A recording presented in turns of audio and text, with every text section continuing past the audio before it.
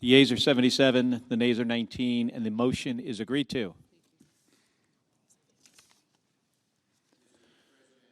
Majority Very Leader. glad to see that cloture was adopted by a very large bipartisan majority.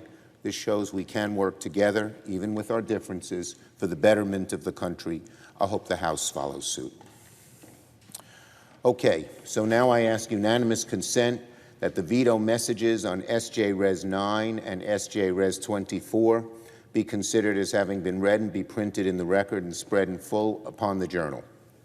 Is there objection? Without objection.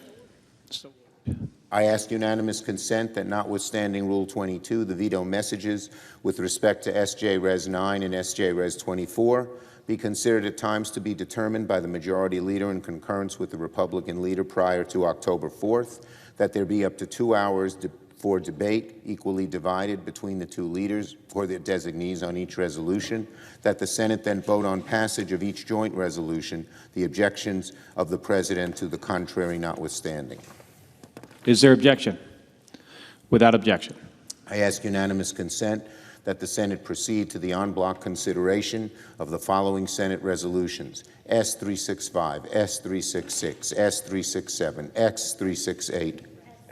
Oh, sorry. S-Res 365, S-Res 366, S-Res 367, S-Res 368, S-Res 369. Is there objection to proceeding en bloc? Without objection? The Senate will proceed en bloc. I ask unanimous consent the resolutions be agreed to, the preambles be agreed to, and that the motions to reconsider be considered made and laid upon the table, all en bloc.